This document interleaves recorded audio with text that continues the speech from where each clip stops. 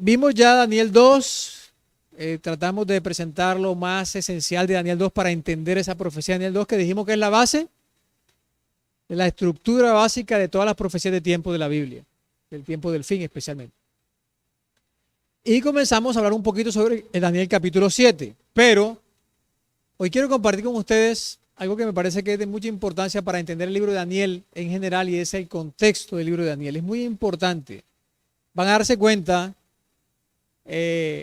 una vez entendamos esto, es más fácil entender todo el libro de Daniel y también especialmente las profecías del capítulo 7 y del capítulo 8 y hasta el 12, por supuesto. Leeremos primero Daniel capítulo 1, versículos 1 y 2. Vamos a leer con atención Daniel capítulo 1, versículos 1 y 2. Ustedes pueden leerlo en su Biblia o pueden leerlo acá. Daniel 1, 1 y 2. Dice: en el año tercero del reinado del rey, reinado de Joacim, rey de Judá, vino Nabucodonosor, rey de Babilonia, a Jerusalén y la sitió. Y el Señor entregó en sus manos a Joacim, rey de Judá, y parte de los utensilios de la casa de Dios, y los trajo a tierra de Sinar, a la casa de su Dios, y colocó los utensilios en la casa del tesoro de su Dios. Repasemos esa lectura. Este es Daniel 1, 1 y 2. Ahí está relatando la historia de cuando Daniel llegó a Babilonia, ¿ok?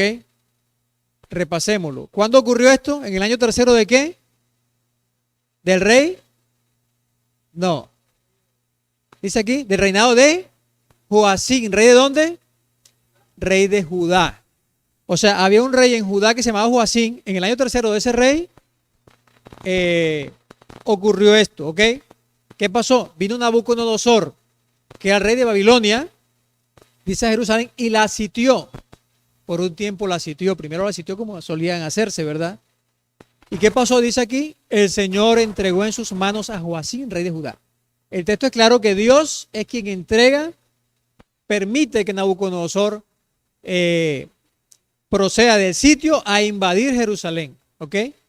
Invade Jerusalén, dice aquí, entregó en sus manos a Joacim. ¿Y qué más hizo Nabucodonosor? Dice, ¿qué más hizo Dios? Entregó también parte de los utensilios de la casa de Dios. ¿Entregó qué? Una parte, no todo, una parte de los utensilios de la casa de Dios. ¿A qué se refiere esto? Se refiere a una parte de las cosas que estaban dentro del templo santuario. Esto es clave, es importante. Ok, una parte. Y dice, ¿y qué hizo con esas cosas? Con esos utensilios, ¿qué hizo? Los trajo de Jerusalén a la tierra de Sinar, que es Babilonia. ¿Y dónde los puso? En el templo de su Dios. Vemos unos elementos ahí bien significativos, ¿no? El pastor Pablo Armero resalta por lo menos 3.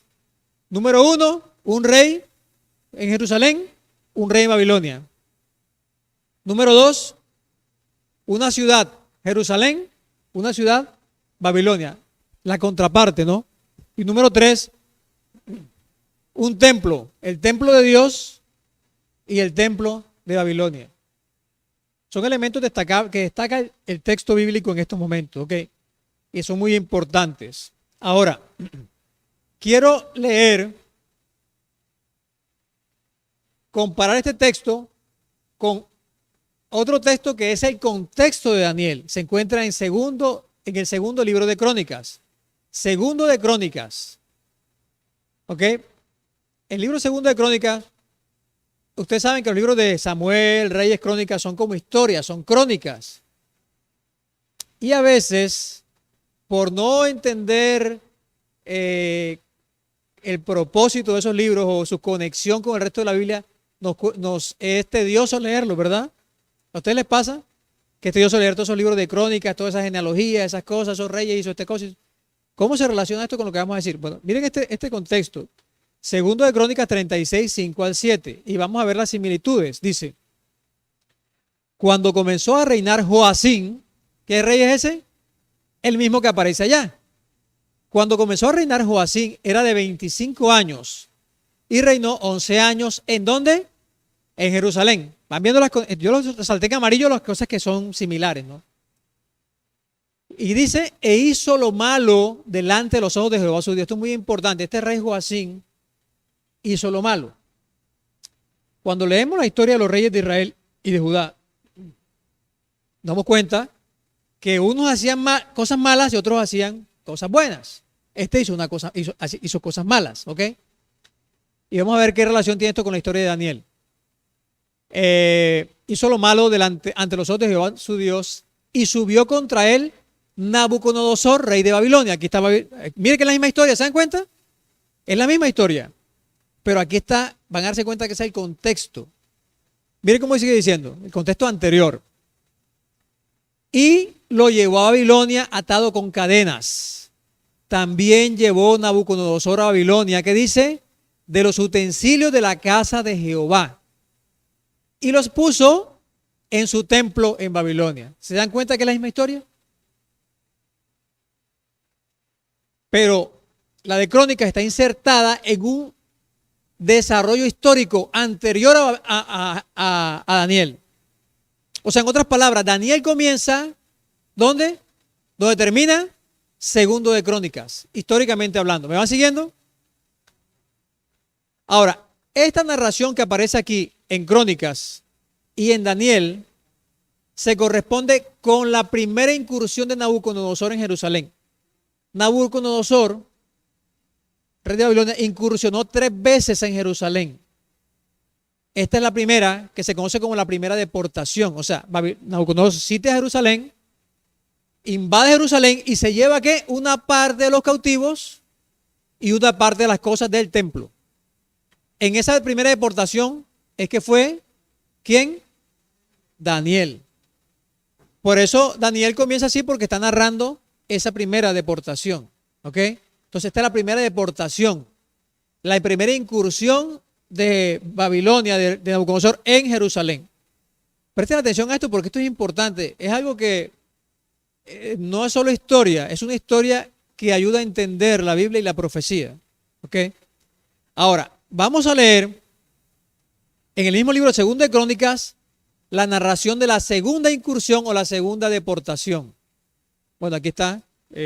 Segunda de Crónicas es el contexto anterior de Daniel. Esta segunda deportación está narrada en los versículos 9 y 10 de Segundo de Crónicas 36, el mismo libro y el mismo capítulo. Dice así: de 8 años era Joaquín. Este rey es el mismo rey de ahorita. ¿Cómo se llama el de ahorita? Joacim. Este se llama Joaquín. De 8 años era Joaquín cuando comenzó a reinar y reinó 3 meses y 10 días en Jerusalén. Este fue el rey que siguió a Joacim. E hizo lo malo ante los ojos de Jehová. También hizo lo malo. A la vuelta del año, el rey Nabucodonosor envió y lo hizo llevar a Babilonia. Juntamente con ¿qué? Con los objetos preciosos de la casa de Jehová. En esta segunda incursión, Nabucodonosor se lleva otro grupo de objetos del templo para Jerusalén, para Babilonia, perdón, ¿verdad? Y dice, y constituyó Nabucodonosor a Sedequías por rey sobre Judá. Realmente Sedequías era tío de Joaquín. Solo que la Biblia dice hermano, era tío. Sedequías fue el rey que sustituyó ¿a quién? A Joaquín. Joaquín reemplazó o siguió a Joacim. Y Sedequías siguió a Joaquín. Reyes sucesivos, ¿verdad? Ok, me van siguiendo la historia. Es una historia relativamente sencilla, ¿verdad? Simple. Esta es la segunda deportación, ocurrió en el año 597 a.C. La primera ocurrió en el 605 a.C. Y ahora vamos a leer la tercera. Es más larga, pero es bien interesante. La tercera deportación ocurrió en el año 586. Es larga, pero vamos a leerla. Ustedes pueden leerla en su Biblia o de acá. Ya le queda más fácil posiblemente. Está casi todo el texto completo. No me aparecen los versículos ahí. Son los versículos 29 al 33, creo que no recuerdo bien ahorita. Así que vamos a leerlo. Sí, el mismo libro, el mismo capítulo. Segundo libro, Crónicas, capítulo 36. Dice: De 21 años era Sedequías, el rey entonces, cuando comenzó a reinar. Y 11 años reinó en Jerusalén. E hizo lo malo ante los ojos de Jehová, su Dios, también hizo lo malo. Y no se humilló delante del profeta Jeremías, que le hablaba de parte de Jehová. Se rebeló a sí mismo contra Nabucodonosor, al cual había jurado por Dios, y endureció su cerviz. Y obstinó su corazón para no volverse a Jehová, el Dios de Israel. También todos los principales sacerdotes y el pueblo aumentaron la iniquidad, siguiendo todas las abominaciones de las naciones y contaminando la casa de Jehová. Y Jehová, Dios de sus padres, envió, escuchen esta parte, envió constantemente palabra a ellos por medio de sus mensajeros, porque él tenía misericordia de su pueblo y de su habitación. Mas ellos hacían escarnio de los mensajeros de Dios y menospreciaban sus palabras, burlándose de sus profetas, hasta que subió la ira de Jehová contra su pueblo y no hubo remedio. Por lo cual trajo contra ellos al rey de los caldeos, a Nabucodonosor, que mató a espada a sus jóvenes en la casa de su santuario, sin perdonar joven ni doncella, anciano ni decrépito. Todos los entregó en sus manos. Asimismo, todos los utensilios de la casa de Dios. ¿Se dan cuenta aquí? Aquí dice ahora que entregó, ¿qué? Todos. En lo pasado, en las dos pasadas incursiones, había entregado una parte. En la primera deportación, en la segunda una parte. Pero aquí entrega, ¿qué? Todos. Y miren cómo dice, los tesoros de la casa de Jehová, todo lo llevó a Babilonia. Y quemaron la casa de Dios. ¿Se dan cuenta? En esta tercera incursión es cuando queman el santuario, el templo, es quemado. ¿Y qué más dice? Y rompieron el muro de Jerusalén y consumieron a fuego todos sus palacios y destruyeron todos sus objetos deseables. ¿Ok? Esta es la tercera incursión en el año 586. O sea, cuando Daniel llega a Babilonia en el 605, es la primera incursión. Mientras Daniel está en Babilonia, ocurre la segunda, en el 597. Y todavía él ahí ocurre la tercera, donde se destruye, queman el templo y qué más, y destruyen prácticamente la ciudad. El muro y una parte de la ciudad es. Si ustedes repasan esos textos que leímos, en los textos dice la razón por la que al final Judá termina siendo llevada cautiva, el pueblo de Dios. En los textos dice, ahí lo dice, ahorita vamos a repasar algunos. Y como decía Justi, una razón es porque, aquí lo dice el texto, si leemos aquí dice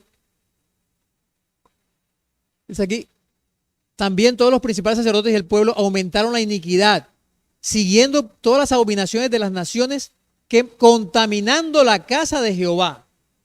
Pero miren que este versículo de aquí dice, por lo cual, o sea, aquí dice la razón, por esas cosas, por haber contaminado el santuario, por haber hecho maldad, por haber, como dice aquí, este rey había jurado, se rebeló a sí mismo contra Nabucodonosor, que había jurado por Dios. El pueblo era un pueblo ¿qué? Rebelde. Dios le dijo, vayan a Babilonia y quédense tranquilos allá. Jeremías dijo, que en su paz ustedes tendrán paz. Pero era un pueblo belicoso. El pueblo de Dios, escuchen esto, siempre ha sido belicoso. Nosotros siempre hemos sido belicosos. Ese es el desafío que tenemos. Este es un punto aquí, no es el punto de hoy, pero voy a mencionarlo. Porque nuestra principal necesidad es de humildad y de mansedumbre. Por eso Jesús dijo, venid a mí, ¿cómo es que dijo? Aprended de mí que soy manso. Porque la rebelión no es del reino de Dios, la rebelión es del reino de Satanás. Y este pueblo era un pueblo belicoso,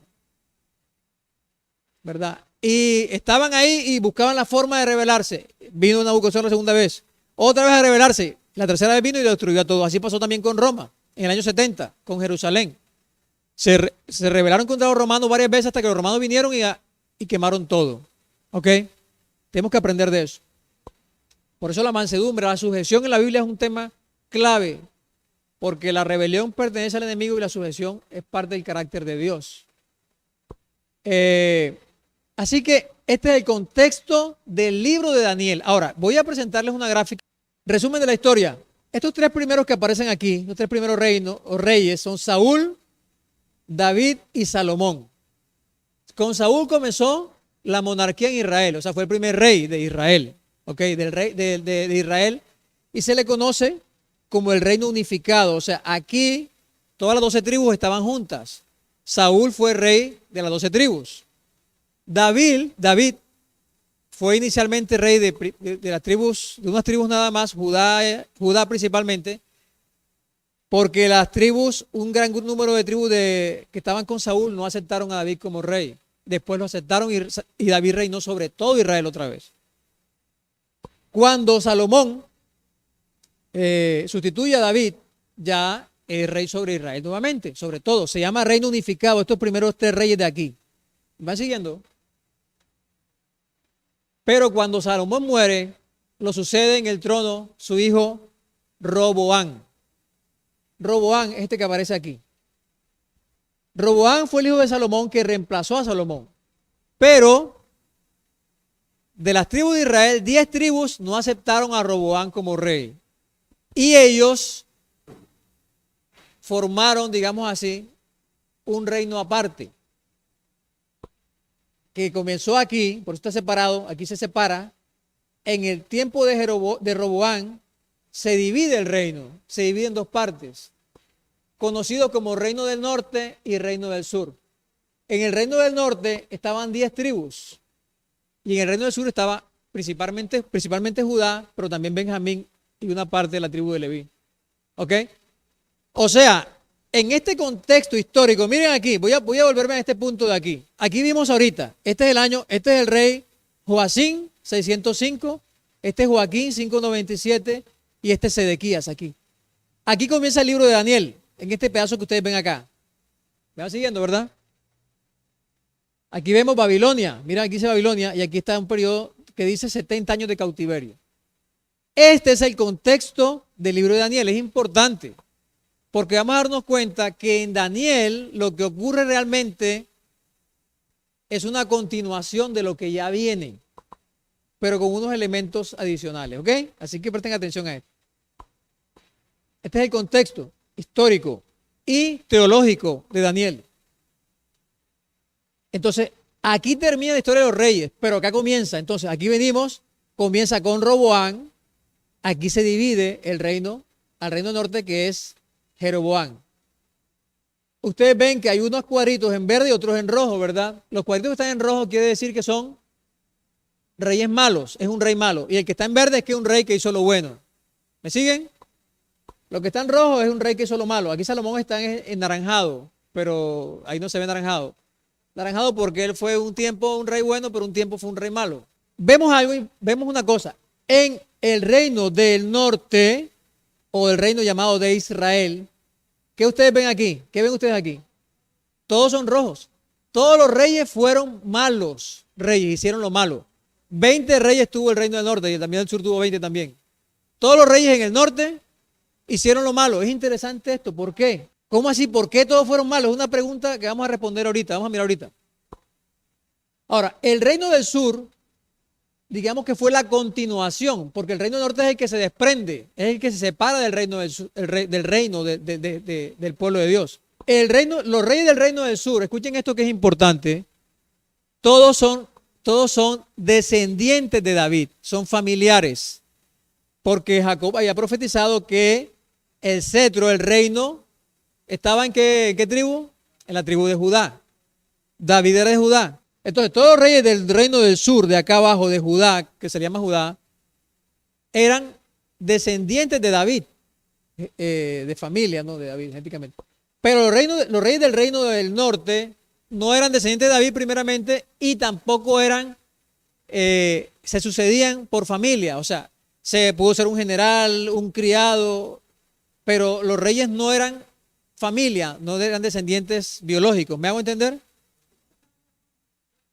Sí, había monarquía, pero una monarquía independiente de la línea de David. Este era un reino también, solo que no tenía esa línea genealógica, ¿no? Que era del cual iba a venir ¿quién? El Mesías, Jesús, que es el rey Mesías esperado. Venía de la línea de ¿quién? De David también, de la tribu de Judá, sabemos eso, ¿verdad? Muy bien. Entonces aquí comenzamos, Jeroboam, ahí no alcanzo a ver, no alcanzo a leer aquí, esperaba poder leer, pero no puedo. Y van 20 reyes sucesivos, incluso aquí, en esta parte, hay una reina usurpadora, Atalía, porque el rey que era el esposo de Atalía, que era el rey de aquí de Judá, se casó. Atalía era hija de Acab. Miren, leen esta historia, ahora que vean todo esto con este contexto en su cabeza, en su mente, para que ustedes vean lo interesante que es esta historia. En varios de estos reyes incluso dice que aunque eran del reino del sur, de Judá, ellos actuaban como los reyes del norte. Hacían las obras como y en este dice, por ejemplo, ¿por qué? Porque la mamá era Atalía, hija de Acab. Dice que estaba emparentado con la casa de Acab. Es una historia bien interesante. Muy bien, este es el contexto de Daniel, el contexto anterior. Esta historia comienza en el año 1050 a.C. Aquí está. Comienza Saúl su reinado en el 1050. Y en el 931 termina Salomón. Y comienza Roboam a reinar y se divide el reino. No se divide enseguida, más o menos un año después se divide, si no recuerdo mal. Y surge el reino del norte. Okay. Ahora, un detalle interesante en esta historia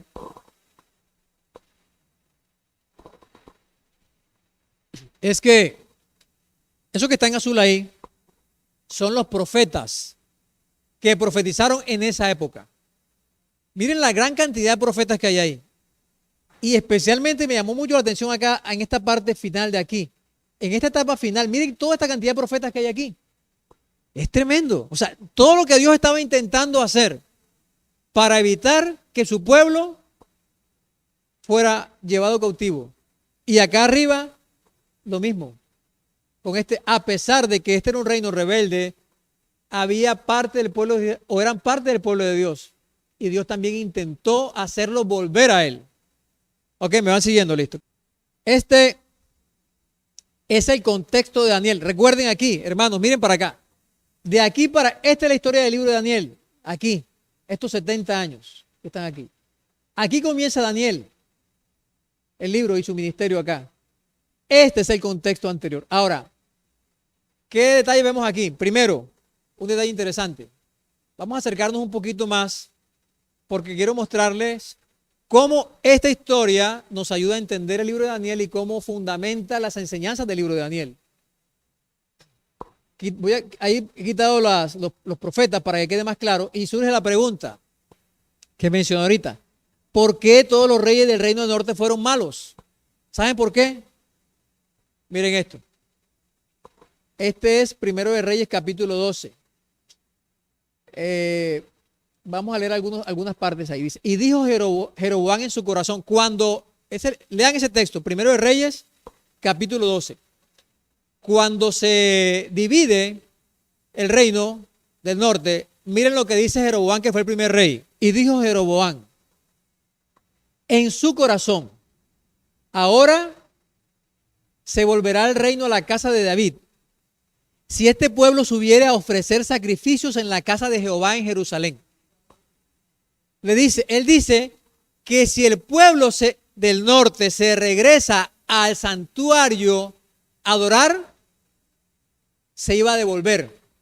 Entonces dice, porque el corazón de este pueblo se volverá a su señor Roboam. Porque el corazón de este pueblo se volverá a su señor Roboam. Si el pueblo va al santuario a adorar, se va a regresar a su señor. Ahora, un detalle muy importante aquí.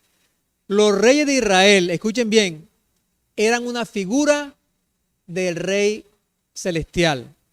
Sí, eran un representante. Miren aquí el versículo. Mírenlo aquí. Primero de Crónicas 29-23 dice, y se sentó Salomón por rey, ¿dónde? En el trono de Jehová. El rey de Judá, el rey del pueblo de Dios, cuando se sentaba en el trono, era un representante de Dios. Era una figura realmente. Es como si se sentara Dios ahí. Él representaba al rey celestial. Así que lo que está diciendo Jeroboam aquí es realmente, si el pueblo va a adorar al santuario en Judá, se va a regresar a Dios, al verdadero rey que es Dios. ¿Ok? Entonces él ideó un plan, Jeroboam, y dice: y me matarán a mí y se volverán a Roboam, rey de Judá. Hizo el rey 2 becerros de oro y dijo al pueblo: bastante habéis subido a Jerusalén. Entonces, ¿qué hizo él? Hizo 2 becerros y dijo al pueblo: ustedes han subido mucho a Jerusalén, o sea, al santuario de Jerusalén. He aquí tus dioses, oh Israel, los cuales te hicieron subir de la tierra de Egipto. Y puso uno en Betel y otro en Dan. Y esto fue causa de pecado, porque el pueblo subía a adorar, iba a adorar delante de uno hasta Dan. Y dice: e hizo también casa sobre los lugares altos. Hizo sacerdotes de entre el pueblo, que no eran de los hijos de Leví. ¿Se dan cuenta? Hizo sacerdotes que no eran de Leví. O sea, los sacerdotes del templo, ¿cómo tenían que ser? Descendientes de Leví. ¿Ok? Y dice: entonces instituyó Jeroboam fiesta solemne en el mes octavo. Seguimos leyendo. A los 15 días del mes, conforme a la fiesta solemne que se celebraba en Judá. Y sacrificó sobre el altar. Bueno, voy a parar ahí por el tiempo. ¿Se dan cuenta de lo que hizo este rey? ¿Qué fue lo que hizo? Él creó un sistema de santuario alterno. Lo que Jeroboam hizo fue un santuario alterno. Una copia del santuario de Dios. Se parecía, porque dice que la fiesta en el octavo día. ¿Qué? Esa fiesta del octavo día, ¿a cuál fiesta debería corresponder? Perdón, del octavo mes. Deberá corresponder por lo menos a la del séptimo mes, que era la última de las cabañas. Era el último. Y también estaba la expiación y también estaban las trompetas ahí. O sea, él creó un sistema muy parecido, pero miren cómo dice. Bueno, este versículo sí lo voy a leer. El mes que él había inventado de su propio corazón. Así que el contexto del libro de Daniel tiene una parte del pueblo de Dios que se separa de la raíz del pueblo de Dios, pero crea un sistema de adoración alterno parecido al de Dios. Ese es un contexto de la historia de Daniel, importante. Y ahorita vamos a ver por qué es importante, o por qué más es importante. Así que voy a mencionar tres elementos aquí. El primero, este reino establece un sistema de santuario alterno al de Dios. ¿Para qué? Para que el pueblo de Dios vaya a adorar allá y no adore a Dios, al verdadero Dios, no se vuelva a Dios. O sea, le robó el corazón de los hijos de Dios, del pueblo de Dios. Recordemos que esto es una historia que nos compete a nosotros porque tiene que ver con el pueblo de Dios. Segundo, este poder, ¿saben lo que pasa con este poder aquí en el 722? Asiria invade la capital del reino norte, que era Samaria. Se lleva a los israelitas que estaban ahí para Asiria y trae a asirios y los mete en Samaria. ¿Y qué ocurre ahí? Se mezcla. O sea, se asocia con otras naciones para atacar. Bueno, ese no es el tercer punto. El tercer punto es: se termina convirtiendo en un híbrido mezclado entre el pueblo de Dios y paganismo. Atención con esto. De ahí salen los samaritanos. Por eso es que dice: judíos y samaritanos no se tratan.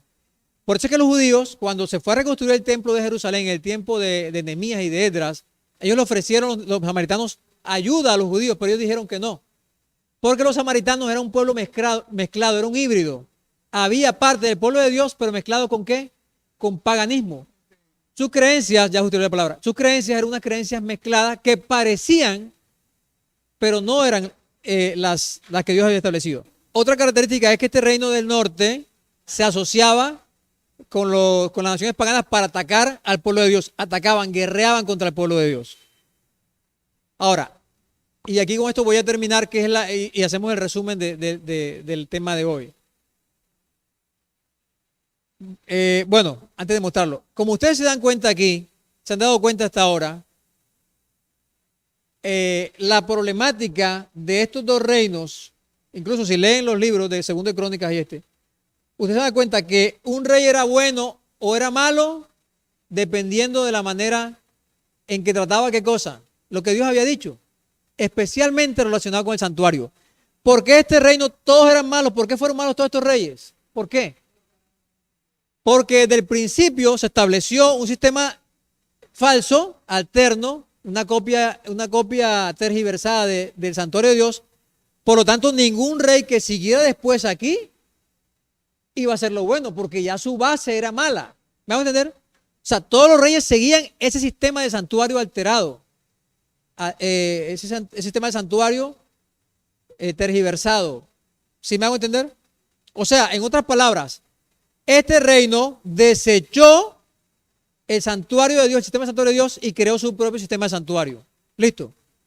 Esto es un punto. O sea, ellos no tienen nada que ver con el santuario de Dios. Pero los del sur, o sea, Judá, sí siguieron con el santuario, pero ¿qué hicieron ellos? En algunas ocasiones profanaban el santuario, era cuando el rey era malo, y en otras ocasiones, si usted lo lee, por ejemplo, Josafat, Ezequías, eran reyes que levantaron el santuario, y después que otros reyes malos echaron por tierra el santuario. ¿Me van siguiendo?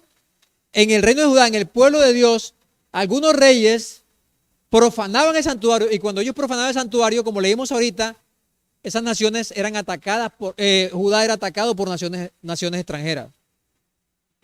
Pero miren, ahora voy a mostrar aquí la gráfica de esta historia. Miren la gráfica aquí. Resumen.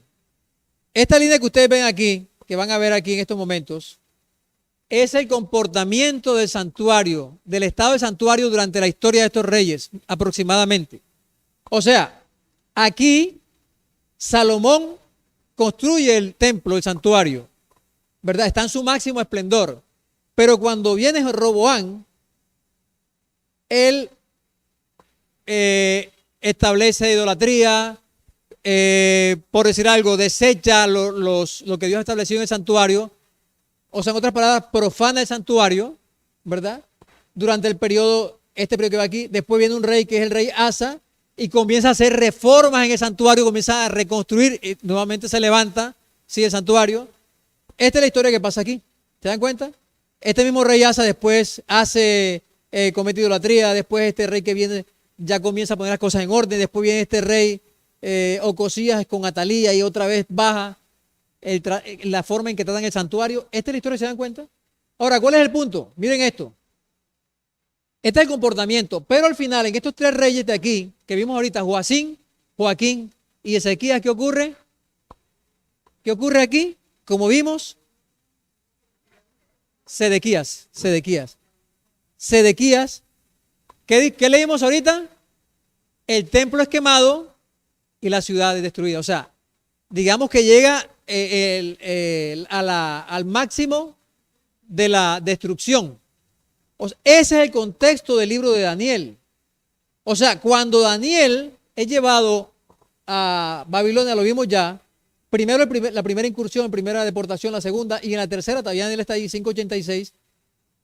Entonces el contexto de Daniel es que el santuario está todo ¿qué? Destruido por tierra. Ese es el santuario. Ahora, ¿cómo nos ayuda esto a entender a Daniel? Bueno, esto que pasa aquí,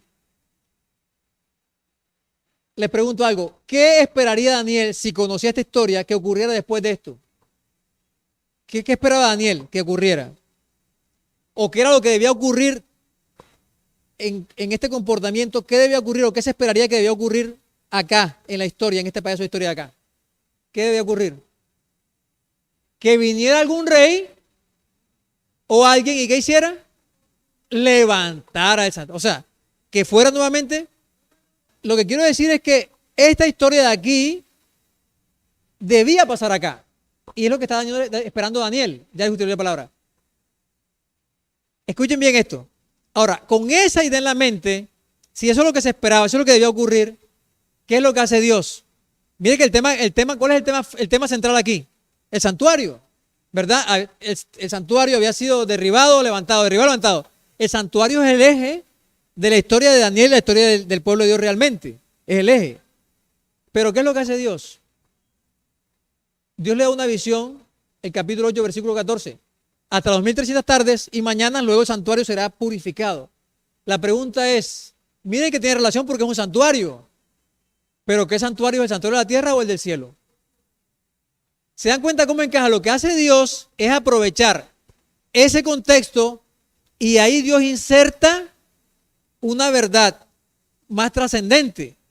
Porque no era solamente que el santuario terrenal iba a ser reconstruido, sino que el santuario del cielo también estaría jugando un papel importante ahí. ¿Sí? Sería restaurado en algún momento, o sea, de alguna manera, el asunto es que ya se me acabó el tiempo. Bueno, el punto es que esta historia que pasó aquí, como vimos, realmente se repetiría de manera universal y de forma no literal, pero se repetiría en el futuro. Por ejemplo,